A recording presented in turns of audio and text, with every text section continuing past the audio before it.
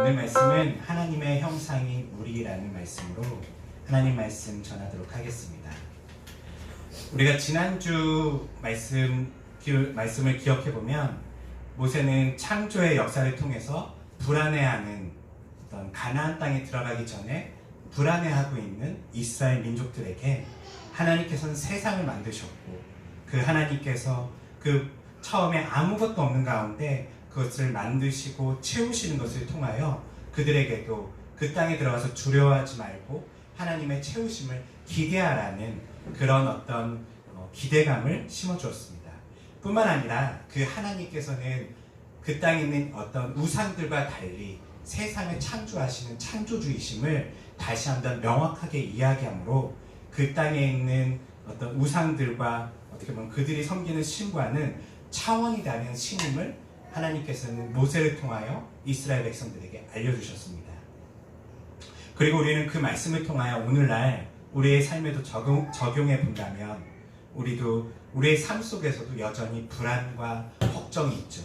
그때마다 하나님께서 창조 때에 세상을 만드신 것처럼 그 하나님이 나의 하나님이기 때문에 내가 두려워하지 않고 주님께서 나를 채우실 거라는 것, 주님께서 다시금 아름답게 만드실 거라는 것을 기대하는 어떤 마음을 가져야 된다는 것을 나눴었고요. 뿐만 아니라 이것은 우리의 내면 세계하고도 되게 유사하다고 했었죠.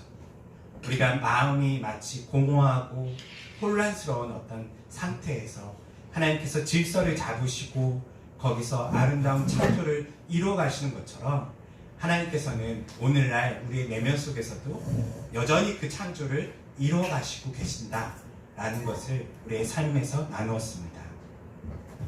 오늘은 창조의 마지막인 사람의 창조, 인간의 창조에 대해서 함께 보도록 하도록 하겠습니다. 사람의 창조에 대한 1장의 묘사는 크게 세 가지로 구분됩니다. 먼저는 하나님께서 하나님의 형상대로 사람을 창조하셨다는 것이고요. 그리고 두 번째는 바로 하나님께서 이 창조 세계를 그 하나님의 형상대로 창조한 인간에게 맡기셨다는 거예요. 다스릴 권한을 주셨다는 것이죠. 그리고 세 번째는 어떤 이야기가 나오죠? 네, 우리 같이 성경을 읽었잖아요. 세 번째 이야기는 먹는 거에 대해서 이야기가 나와요. 네. 하나님께서 인간과 동물들에게 무엇을 먹을 걸로 주셨죠? 네. 풀과 열매들이죠. 식물들을 우리에게 먹을 걸로 주셨어요. 그래서 오늘 이 말씀은 26절부터 31절까지 말씀은 크게 세 부분으로 이제 구분이 되는 거예요.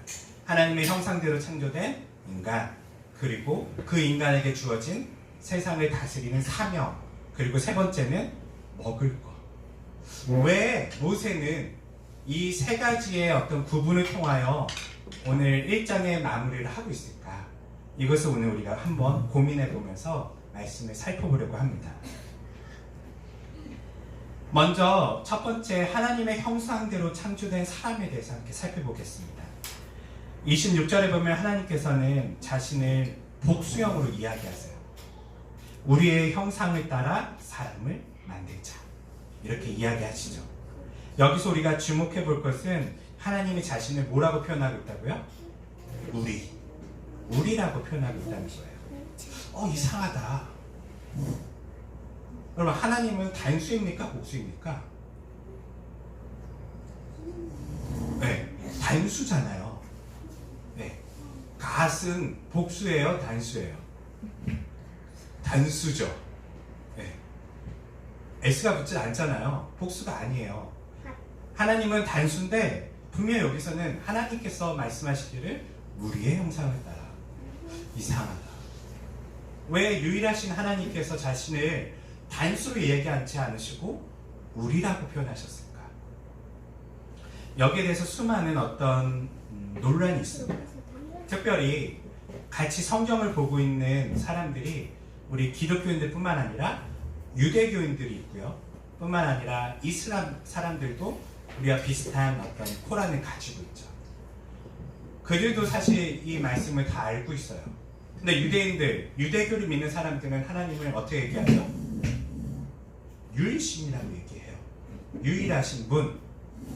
우리라는 게 존재하지 않아. 삼위일체가 아니야. 그냥 하나야. 하나님은 한 분밖에 없어. 그렇기 때문에 하나님의 아들인 예수님 이런 이야기는 신성을 모독하는 이야기고, 그리고 성령 이런 건 없어. 그냥 하나님은 한 분이셔. 왜냐면 우리가 잘 알다시피 이스라엘 사람들이, 유대인들이 늘 입으로 고백하는 게 뭐죠?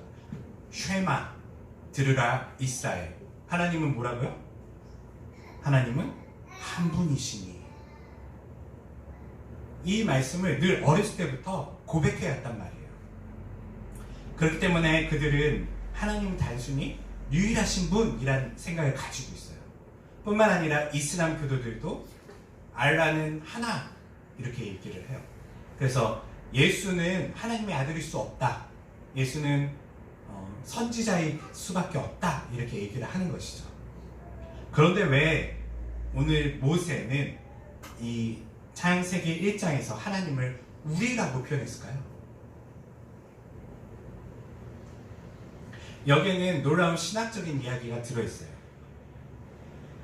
이 우리라는 이야기와 우리의 형상을 따라 누굴 만들죠? 사람을 만들어요. 그리고 그 말씀을 따라가 보면 27절에는 그 사람은 어떻게 돼 있죠? 하나님께서 사람을 만드시되 남자와 여자를 만드시고. 잘 한번 생각해 보세요. 하나님께서는 단수인데요, 우리라고 자신을 표현하셨고요, 그 형상을 따라서 사람을 만들고요, 남자와 여자를 만드셨어요. 여기에 하나님의 형상에 놀라운 비밀이 있는 거예요. 하나님의 형상은요, 우리는 단수가 맞아요. 하나님은 유일하신 분이에요. 하나님은 한 분이시죠. 그런데 이 하나님은 혼자는 아니에요. 조금 어려운 이야기일 수도 있어요. 그분은 하나님이시지만 우리가 잘 알다시피 신학적으로 하나님은 성부, 성자, 성령 하나님으로 완벽한 하나를 이루고 계시죠. 그 하나님께서 자신의 형상을 따라 인간을 만드시는데요, 인간은 하나인가요? 두 개인가요? 인간은 하나예요. 사람을 만드신 거예요. 하나님은 처음부터 개별된 개체를 만든 게 아니라요, 사람을 만드셨는데요, 이 사람은 어떻게 구성되어 있죠? 남자와 여자로 구성되어 있어요. 그리고 오늘 말씀에는 안 나오지만 이제 2장에 보면 이 사람에게 하나님께서 명령을 하세요. 너희는 같이 온전히 하나됨을 이루라 라고 얘기를 해요. 이게 바로 하나님의 형상의 비밀이에요.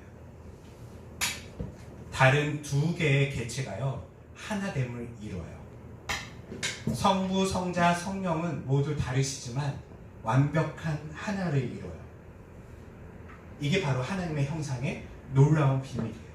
그 비밀을 어디에 숨겨놨냐면요, 하나님께서는 바로 인간의 결혼이라는 제도를 통하여 하나님께서 이것을 숨겨놓으셨어요. 제가 신학교 다닐 때 논문을 쓴 게 하나 있는데요, 그게 바로 하나님의 형상에 대한 논문이었어요. 결혼이 왜 중요할까? 결혼이 왜 중요할까? 결혼은요, 결혼을 통하여 하나님의 형상을 우리는 알게 돼요. 나는 분명히 나예요. 저 사람은 저 사람이고요. 완벽하게 다른 환경과 다른 생각을 하는 두 사람이요, 만나서 하나됨을 이뤄가요. 그리고 그 안에 뭐가 생기냐면 사랑이 생기죠. 그리고 깊은 사랑 가운데 있으면 생명이 태어나요. 그리고 가족이라는 것이 구성이 되게 돼요. 그럼 그 자녀는 누굴까요? 그 자녀는 또 다른 완벽한 인격이에요. 하지만 그 자녀도 엄마이기도 하고요, 아빠이기도 해요.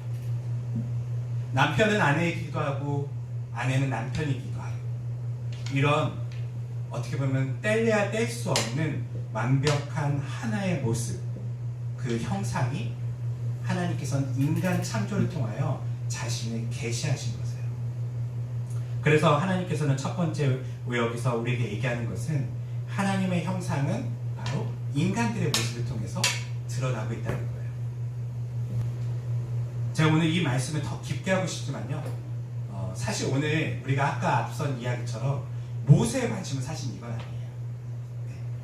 우리의 관심은 여기에 있을 수도 있어요. 신학적인 관심은 하나님의 형상에 대해서 이야기하고 삼위일체에 대해서 얘기할 수 있지만 모세의 관심은 우선 이건 아니에요. 우리가 계속 반복하지만 이스라엘은 지금 어떤 상황이죠? 가나안 땅에 들어가기 직전에 그 사람들이에요. 그 사람들에게 왜 하나님의 형상을 강조했을까요?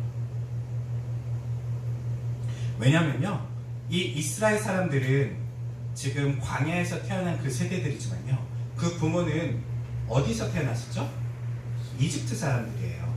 이집트에서 뭐 하던 사람들이죠? 노예 생활하는 사람들이죠. 옛날 우리나라 조선시대만 하더라도요, 뭐라고 그러죠? 그런 사람들을요? 종이라고 그러나요? 네. 종도 되게 높게 이야기한 걸 거예요. 종이라고 얘기하는 거, 뭐, 종놈이나 아니면 이름도 없었어요. 뭐 그냥 개똥이 소똥이죠. 네. 사람을 뭘로 취급하고 있는 거죠? 사람이 아니에요. 이름이 없어요. 존재 자체를 부정하는 거예요. 그냥 얘는 물건이에요. 우리 집에 있는 그 노예를요, 다른 사람한테 돈 주고 그냥 팔아버릴 수도 있어요. 이 노예의 인권이나 노예의 생각 따위는 중요하지 않아요. 노예는 오로지 얼마나 여기서 노동을 할 수 있는지, 얼마나 주인에게 이익을 줄 수 있는지 하나의 물건과 같아요. 가장 유사한 건 누구죠? 가축이죠. 가축과 똑같은 존재예요. 이스라엘 백성들이 원래는 이집트 땅에서 그렇게 가축처럼 생활한 사람들이에요. 자신의 어떤 인권도 없고요. 그냥 죽어라 일하고 밥 한 번 먹여주면 감사합니다 하고 살았던 사람들이 이스라엘 백성들의 그때의 모습이었다는 것이죠. 뿐만 아니라 이스라엘 백성들을 당시에 애굽 왕이 어떻게 하죠? 자녀를 너무 많이 낳으니까 어떻게 해버리죠? 애를 낳으면 잡아다 죽여버렸어요. 네. 이게 그들의 어떤 상황이었다는 거예요. 이것이 얼마나 지속됐었죠? 약 400년간 지속됐다는 거예요. 그러면 그들의 머릿속에는 자신에 대한 생각이 어떤 생각이 박혀 있을까요? 네, 노예 근성이 그대로 잡혀 있어요. 우리는 그냥 할 줄 아는 것도 없고 배운 것도 없고 그냥 일을 하라면 하고 누가 시키는 대로 하는 게 편한 사람들이에요. 그런 이스라엘 백성들에게 지금 모세는 하나님의 창조 이야기를 통하여 무엇을 얘기하냐면요, 너희는 그런 존재가 아니라는 거예요. 왜 노예 근성으로 아무 생각 없이 그렇게 끌려다니면서 살아가냐는 거예요. 광야에서 생활되어 이스라엘 백성들은 그 노예 근성을 끊임없이 보여줘요. 무슨 일이 있을 때마다 누구 찾아오죠? 모세를 찾아요. 그리고 자꾸 어떻게 해야 되죠? 어떻게 해야 되죠? 끊임없이 모세한테 물어봐요. 그런데 하나님께서 이스라엘 백성들에게 무엇을 주셨었죠? 광야에서요. 하나님의 율법을 주셨어요. 하나님의 계명을 주셨어요. 너희는 이렇게 살아라, 이렇게 하여라, 이렇게 해야 하라. 이미 다 알려주시고 가르쳐 주셨는데 무슨 일만 나면 모세여 도와주소서, 우리를 좀 지도해 주셔서 항상 무언가를 의지하고 무언가의 다스림을 받으려고 하는 그런 모습들을 이스라엘 백성들이 보여줘요. 모세는 다시 한번 이야기하는 거예요. 너희는 이제는 그런 삶을 살면 안 된다는 거예요. 특별히 이제는 가나안 땅에 들어가서는 누가 없죠? 모세가 없어요. 지도자가 없어요. 그 땅에 살려면 이제는 의지할 사람도 없어요. 그렇다면 그들이 어떻게 살아야 되죠? 자신에 대한 올바른 정체성을 가지고 그리고 자신의 스스로 다스리면서 살아야 돼요. 그때에 이 창조 이야기는요, 이스라엘 백성들에게 자신을 새롭게 생각해주는 아주 중요한 메시지가 된다는 거예요. 많은 사람들이 신의 형상으로 뭘 만들죠? 우상을 만들어요. 다른 말로 하면요, 신을 만드는 거예요. 사람들은요, 신의 형상을 담아내려고요. 그런데 모세는 지금 뭘 얘기하냐면요, 우상 같은 존재가 아니라 너희 자체가 하나님의 형상이라는 거예요. 우상을 만드는 행위는 아주 미련하다는 거예요. 너희가 하나님의 형상이고, 다른 말로 하면 너희들이 신의 대리자이며 너희들이 신을 완벽하게 닮은 신의 자녀들이라는 것을 지금 모세는 이야기해 주는 거예요. 이런 이스라엘 사람들에게 하셨던 이 하나님의 말씀은요, 오늘날 우리에게도 큰 교훈을 줘요. 여러분, 우리가 사는 세상에서는 인간은 어떤 존재입니까? 여러분들은 이 세상의 많은 사람들이 하나님의 형상으로 만들어졌고 그렇게 형상답게 살고 있다고 보십니까? 그렇지 않아요. 시대가 많이 지났지만요, 지금도 여전히 사람들은요, 이스라엘 백성이 과거에 노예처럼 살았던 것처럼 그렇게 사는 모습을 우리는 볼 수 있어요. 끊임없이 무언가에 종속되고 싶어 하고요, 끊임없이 누군가의 다스림을 받고 싶어 하고요, 끊임없이 자신이 하나님의 형상이라는 것, 그것을 잃어버리고 살고 있다는 것이죠. 지금부터 약 한 4,000년 가까이 되는 시간 동안요, 인간은요, 개돼지보다 못한 존재예요. 특별하게 왕이나 귀족들만 존재 가치가 있었고, 모든 사람이 존재 가치가 없었던 시대가 바로 우리 인간 세상이었다는 것이죠. 그런데 모세는 이것을 언제부터 얘기하고 있죠?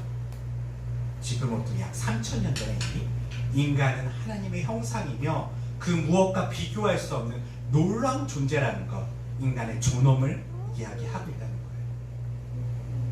오늘날에도 모세가 얘기하는 거에 못 따라오고 있어요. 특별히 우리가 살고 있는 이 자본주의 세상 속에서, 산업화된 지금의 세상 속에서 인간은 무엇이죠? 동물보다는 조금 우리를 낫게 해줘요. 하지만 여전히 인간은요, 이 세상 속에서도 도구화돼요. 돈 버는 기계처럼 돼요. 어떤 기업에 있어서의 도구이고요, 그리고 어떤 일을 함에 있어서의 도구화되는 인간을 볼 수밖에 없어요. 그거는 기업뿐만 아니라 심지어는 그러지 말아야 되는 교회에서도 인간은 여전히 소외되고 도구화되고 있다는 것이 안타까운 우리들의 모습이라는 것이죠. 얼마 전 우리가 화제가 됐던 영화가 있어요. 특별히 한 주간 제일 화제가 됐던 영화가 뭐죠? 기생충이에요. 기생충의 그 내용이 바로 그런 내용이잖아요. 우리가 사는 세상이 사람이 모두 평등합니까? 아니에요. 사람들은 이미 다 계층이 나눠져 있어요. 자신의 소득 수준과 자신이 사는 지역과 자신의 학벌과 자신들의 어떤 부모가 누구냐에 따라서요, 다 계층이 나눠져요. 그리고 그 계층들을 무시하죠. 귀족이 없고 왕족이 없는 것 같아도요, 오늘날에 다 있어요. 보이지 않게 더욱더 철저하게 있죠. 이런 세상 속에서 하나님의 형상으로 우리가 만들어졌다는 것은 어떤 의미를 가지고 있을까요? 하나님께서 우리에게 알려주시는 건가요? 어떠한 이유라도 사람 차별해서는 안 된다는 걸 알려주는 거예요. 가난한 사람도 하나님의 형상이고요, 장애가 있는 사람도 하나님의 형상이고요, 남자건 여자건 누구도 차별받아서는 안 돼요. 자신의 성별에 의해서 차별받아서도 안 되고요, 나이와 계층과 지역에 따라서 차별받아서는 안 돼요. 왜죠? 우리가 하나님의 형상이기 때문에. 그런데 이 세상은 지금 그 형상이 깨어진 모습들이 지금 드러나고 있다는 거예요. 그것이 영화로서 고발되기도 하고, 또 우리가 실제로 쉽게 볼 수 있는 우리가 사는 세상이라는 것이죠. 특별히 이번에 코로나 사태를 통하여 우리가 보고 있는 것은 사람들이 어떤 나라에 사느냐, 어떤 인종이냐에 따라서 그 사람들을 혐오하고 차별하는 것을 우리 보고 있어요. 중국에 산다고 사람들이요, 이 사람들을 중국 사람으로 보지 않아요. 유럽인들은요, 이제는요, 그 사람들을 바이러스처럼 봐요. 바이러스가 뭐죠? 인간이 아니에요. 사람으로 보고 있는 게 아니에요. 우리가 사는 시대도 지금 그렇잖아요. 뉴스를 보면 어떤 환자가 어느 지역에서 어떻게 다녔대. 그럼 그 사람을 우리가 사람으로 보고 있나요? 아니요. 그냥 세균이 막 움직이는 것처럼 우리는 지금 이야기하는 세상 속에 살고 있다는 거예요. 우리가 만약에 그 사람을 사람으로 봤다면 뉴스에서 우리는 뭐라고 얘기해야 됐을까요? 그 사람을 걱정해줘야죠. 그 사람이 아프겠구나. 그 사람이 얼마나 힘들까. 그 사람이 빨리 건강해져야 되는데, 이런 시각으로 우리는 세상을 바라보지 않고요. 저 세균이 움직이는구나. 그리고 두려워하고 피하고 혐오하고 차별하고. 하나님의 형상대로 창조된 사람은 그 어디에도 우리 머릿속에는 없다는 것이죠.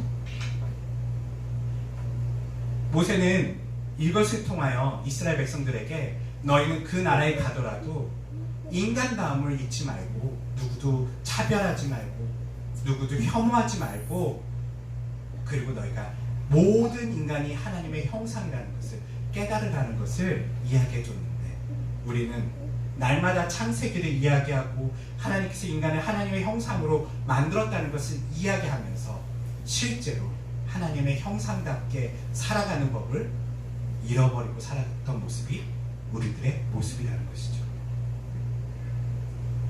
우리는 다시금 인간의 존엄함을, 하나님의 형상다움을 배워야 합니다. 두 번째 우리에게 주는 교훈은 바로 다스림입니다. 다스림은 무엇이죠? 잘 관리하는 거예요. 오늘 말씀해 보니까 모세가 이야기하기를 하나님께서 인간에게 말씀하신 명령은요, 이 아름다운 세상을 인간들에게 주시면서 너희가 잘 관리하라 라고 명령하셨어요. 그런데 세상은 지금 어떻게 돼 있죠? 온통 다 파괴돼 있어요. 심지어는 숨조차 쉴 수 없어서 우리 마스크를 쓰고요, 먼지를 피하고 살아가야 되는 그런 세상이 우리가 사는 세상이죠. 관리를 넘어서요, 인간들은 세상을 약탈하고 파괴하고 있어요. 첫 번째, 이스라엘 백성들에게 왜 이 이야기를 했을까요? 관리하라고. 하나님께서는 잘 알았어요. 인간이 죄를 지은 이후에 얼마나 세상을 약탈하고 파괴했는지를 잘 알고 있어요. 그냥 닥치는 대로 동물들을 잡아 죽였어요. 오늘 먹을 거로는 한 짐승만 잡아도 충분했는데, 자기가 먹고 남고 버릴 만큼 생물들을 학살하기 시작했고요.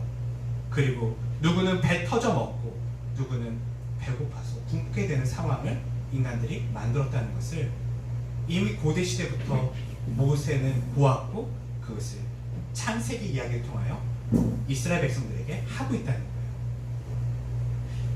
고대 시대에는 사람의 능력이 부족했기 때문에 겨우 그 정도 선에서의 어떤 다스림의 모습들이 나타난다면요, 오늘날에는 얼마나 인간이 이 우리가 사는 하나님께서 만드신 창조 세계를 파괴하고 있는지를 우리는 잘 알고 있어요. 그때 하나님께서 우리에게 말씀하신 것은 파괴가 아닌 뭐라고요? 잘 관리하는 거예요. 너희가 살고 있는 세상은 하나님께서 너에게 관리하라고 준 거지, 너가 다 먹어치우라고 준 게 아니야. 너가 함부로 대하라고 준 것이 아니야. 이것이 하나님께서 주신 다스림에 대한 이야기죠. 뿐만 아니라 이 다스림은 동물과 모든 생물에게도 적용돼요. 고대 시대에는 이 동물들을 가지고 먹는 것뿐만 아니라 뭘 했냐면요, 신으로 섬겼었죠. 동물 앞에 절을 하고 그 앞에 복을 비는 것이 고대 시대의 사람들의 모습이었어요. 그런데 이스라엘 백성들에게 그것을 하지 말라고 얘기해요.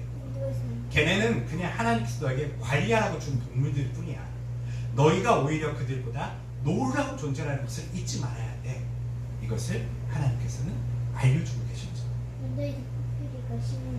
그렇죠. 오늘날에도 어느 나라에서는 동물이 신처럼 섬겨지고 있어요. 뿐만 아니라 우리가 사는 세상도 보면 뭐가 신일까요? 여러분들 동물을 섬기지 않는 것 같지만 여러분들도 신을 섬기고 있잖아요. 오늘날 뭐가 신이죠? 돈이 신이죠. 네. 돈이 신이 돼서 인간을 오히려 다스리고 있어요. 하나님의 형상대로 창조된 사람이라면 반대로 돼야 되겠죠. 우리가 돈을 다스려야 돼요. 우리가 창조세계의 모든 것을 다스려야 돼요. 지배받고 있다면 그것은 이미 하나님의 명령을 어기고 있는 거예요. 어떠한 것에도 중독되면 안 되고요. 어떠한 것에도 지배받아서는 안 돼요. 여러분들은 하나님의 존엄함, 하나님께서 여러분들을 만드신 그 하나님의 형상의 존엄과 그 놀라움을 간직한 채로 세상을 다스리셔야 돼요. 돈이 나에게 많아요. 그럼 어떻게 해야 될까요? 이것을 다스린다는 개념. 계속 불려야 될까요? 아니요. 잘 써야죠. 잘 관리해야죠. 필요한 곳에 써야 해요. 그러면 창조세계는 어떻게 될까요? 아름다워져요. 그런데 우리가 사는 세상은 그렇게 되지 않죠. 오히려 그 돈을 가지고 사람들은요, 자신의 욕망을 채우고 돈이 많으면 많을수록 오히려 더욱더 돈을 사랑하게 돼요. 그리고 그 돈의 지배를 받는 세상이 우리가 사는 세상이라는 거예요. 우리에게 하나님께서는 다스리라는 명령을 주셨어요. 그 명령을 우리가 실천할 때에 우리가 사는 세상에서도 하나님께서 이스라엘 백성들에게 말씀하신 그 하나님 나라의 모습이 회복된다는 것이죠. 마지막은 무엇일까요? 아까 얘기한 먹는 거예요. 왜 먹는 걸 얘기했을까? 사실 두 번째 이야기까지만 해도 충분한 것 같잖아요. 잘 관리하고 너희들의 존엄함을 잊지 말고 살아야 돼. 여기까지만 이야기해도 이스라엘이 가나안 땅에 들어가서 멋진 나라를 만들 수 있을 거예요. 그런데 왜 먹는 걸 얘기하셨지? 특별히 먹는 걸 보면 지금 뭘 먹고 있죠? 사람이나 동물들이 다 식물을 먹고 있어요. 나무의 열매와 곡식들을 먹고 있어요. 뭘 안 먹고 있죠? 고기를 안 먹어요. 왜 고기를 안 먹는 이야기가 있을까요?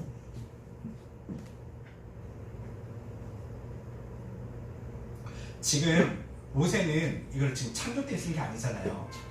이미 깨어진 세상 속에서 쓰고 있는 거예요. 이스라엘 백성들에게요. 이미 죄가 만연한 세상 속에서 하나님께서 세상을 어떻게 창조하셨는지를 기록하고 있는 거예요. 왜 고기를 안 먹는 이야기를 했을까요?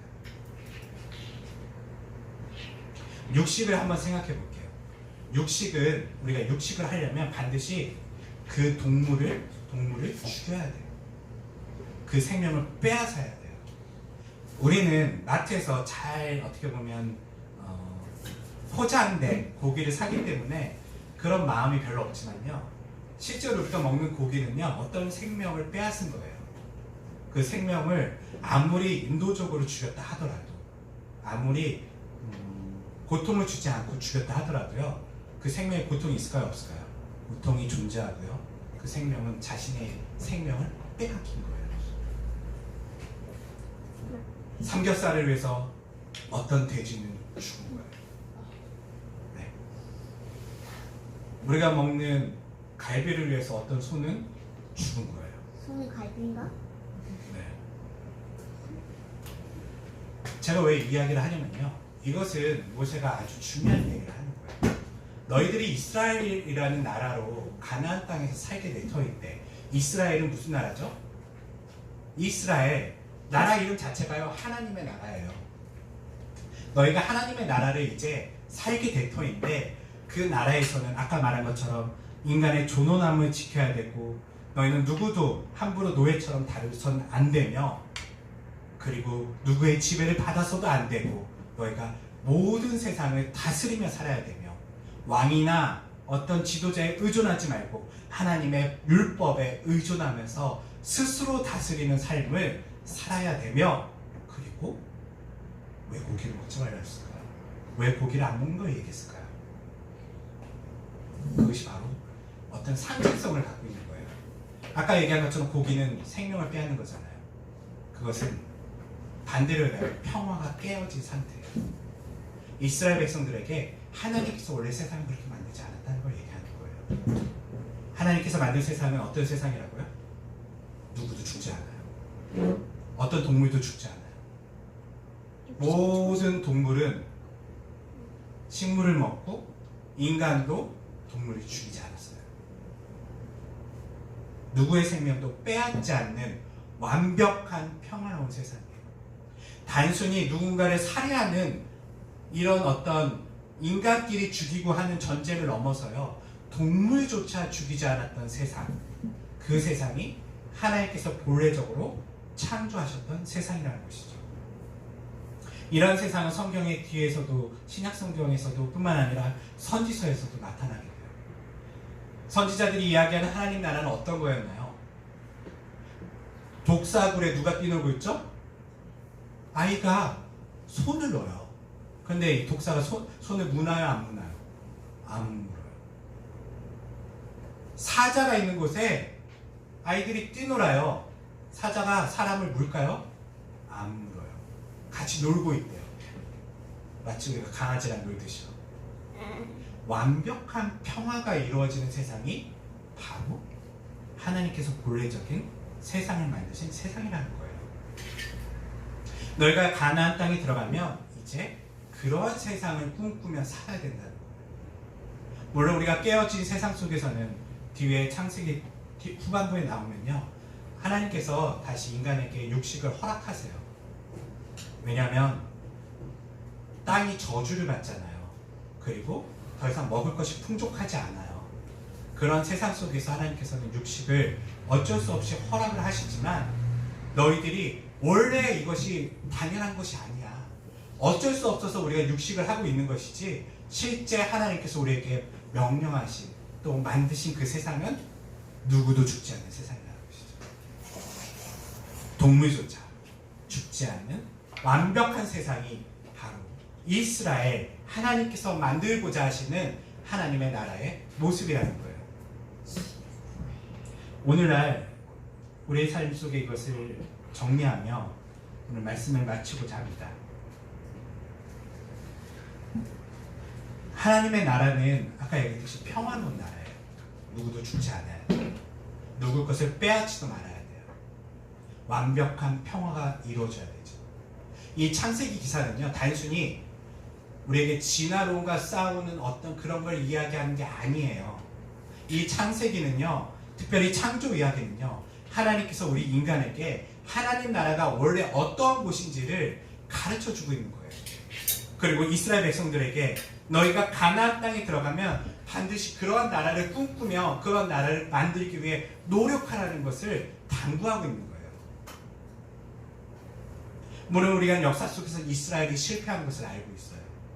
그렇지만 역사 속에서 믿음으로 이스라엘이 된 우리들에게는요, 이 말씀이 여전히 유효하다는 거예요. 여러분 삶 속에 이 창세기 기사를 통해서 여러분들은 하나님 나라를 꿈꾸셔야 돼요. 누구도 자신의 존엄함을 해칠 수 없게 하셔야 돼요. 뿐만 아니라 여러분이 만나는 모든 사람들에게 그 사람이 하나님의 형상이라는 것을 인정하며 살아가셔야 돼요. 오늘날은 그렇지만 혐오가 만연한 세상이죠. 차별이 만연한 세상이죠. 이런 것을 거부하고 사시는 것이 우리 이스라엘 하나님의 자녀들의 모습이라는 것이죠. 뿐만 아니라 아까 말씀드린 것처럼요, 지배받지 마셔야 돼요. 돈의 지배받지 마셔야 되고요, 어떤 권력자의 지배를 받지 마셔야 되고요, 뿐만 아니라 저는 교회 안에서도 여러분들이 아까 모세에게 이스라엘이 막 찾아가서 자신의 모든 것을 물어본 것처럼 교회에 있는 지도자들에게 여러분들의 모든 것을 의존하지 마셔야 돼요. 우리는 다 누구의 말씀을 들어야 되죠? 하나님의 말씀을 듣고 자신이 다스려야 돼요. 하나님께서 우리에게 주어진 그 계명은요, 지금도 완벽해요. 이스라엘 백성들에게 너희가 가나안 땅에 들어가면 그렇게 살아라 라고 말씀하신 것처럼요, 우리에게도 하나님께서 말씀하시는 거예요. 너희가 예수 그리스도를 믿고 하나님의 자녀가 되었다면 그런 나라를 만들어 보겠니? 그러한 세상을 꿈꿔보겠니? 그게 바로 하나님께서 원래 이 세상을 창조하신 창조의 모습이라는 것이죠. 이 땅에 살면서 그런 나라를 꿈꾸며 그런 나라를 위해 한 걸음 한 걸음 살아가시는 모든 성도들이 되시기를 주님의 이름으로 축원합니다. 기도하겠습니다.